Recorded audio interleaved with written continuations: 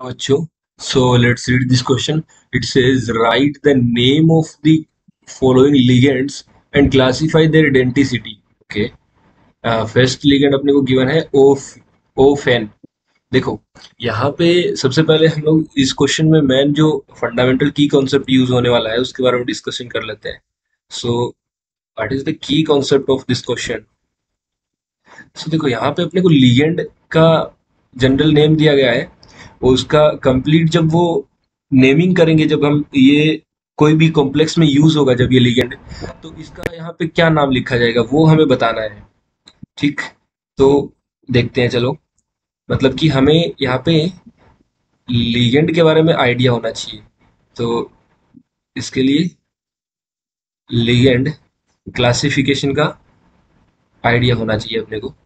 Legend classification कि यहाँ पे इसकी डेंटिसिटी, और यहाँ पे एक तो डेंटिसिटी का आइडिया, और एक यहाँ पे ये मोनोडेंटेट होगा, बाइडेंटेट, ट्राई, टेट्रा, पॉलीडेंटेट, ये सब बताना है।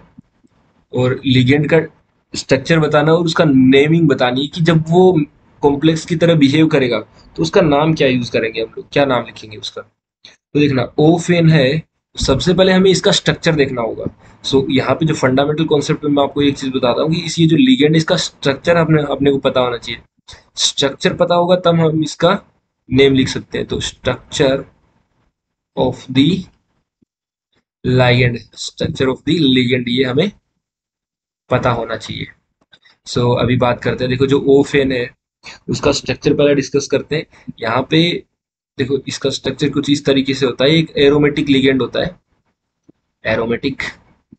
तो यहाँ पे नाइट्रोजन रहता है, फिर यहाँ पे ये, और उसके बाद में एक और रिंग इससे अटैच रहती है, ये एक दूसरी रिंग होगी।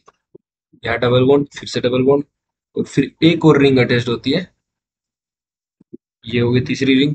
यहाँ पे भी डबल बॉन्ड, यहाँ पे डबल बॉन्ड, तो यहाँ पे होगा अपने पास नाइट्रोजन। अब देखो यहाँ पे जो इसको बोलते हैं ओफेन, इसको शॉर्ट में इसका नाम है ओफेन, ओफेन बोलते हैं। अब देखो यहाँ पे जो नाइट्रोजन होते हैं वो मेटल के साथ बाइंड करते हैं। सपोज करो यहाँ पे कोई एक मेटल होगी, तो ये नाइट्रोजन, एक ये वाला नाइट्रोजन अपने लोन पेयर देगा मेटल को, और एक ये वाला नाइट्रोजन अपने लोन पेयर देगा मेटल को। तो यहाँ से ये बाइंड करते हैं। अब देखना इसका यहाँ पे कंप्लीट जब नाम लिखते हैं तो इसमें नंबरिंग, जो एक हेट्रोसाइक्लिक कंपाउंड है, मतलब वो इतना जानने की उसमें नीड नहीं है, लेकिन हेट्रोसाइक्लिक साइक्लिक एरोमेटिक कंपाउंड है ये। तो यहाँ पे जब भी इनकी नेमिंग करते हैं ना, तो यहाँ पे जो एसिमेट्रिक, जो अलग कार्बन के अलावा जो भी एटम होता है वहां से स्टार्ट करते हैं। तो इसको नंबर 1 देते हैं, इसको 2, इसको 3 नंबर, और ये 4 नंबर यहाँ पे एटम हो गया, ये 5 नंबर, ये 6, ये 7, ये 8। तो यहाँ पे इसको 9 बोल सकते हैं, और ये नाइट्रोजन यहाँ पे डेंसिटी दे रहा है ये 10। तो 1 और 10 पे यहाँ पे देखो अपने पास नाइट्रोजन से ये डोनेट कर रहा है मेटल को। सपोज यहाँ पे कोई मेटल होगा, उसको ये डोनेट करेंगे अपनी इलेक्ट्रॉन डेंसिटी, क्योंकि लिगेंड वही होता है जो मेटल को अपनी इलेक्ट्रॉन डेंसिटी डोनेट करता है। यहाँ पे ये मेटल को इलेक्ट्रॉन डेंसिटी डोनेट करेंगे।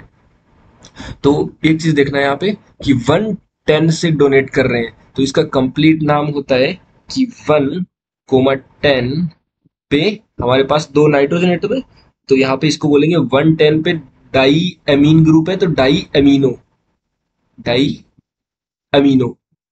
तो 1 और 10 पे डाई एमिनो हो गया। उसके बाद में ये जो, जैसे एक चीज देखो यहाँ पे यहाँ पे एक फिनेंथ्रीन करके आपने मोलिक्यूल सुना होगा ऑर्गेनिक में, तो देखो इसको बोलते हैं फिनेंथ्रीन। यहाँ पे साइड में बता देता हूँ इसको। यहाँ पे ये जो होता है, ये होता है, इसको फिनेंथ्रीन बोलते हैं। ये तीनों एरोमेटिक है, इसका नाम है फिनेंथ्रीन। Phenanthrene, PHENENA, phenanthrene,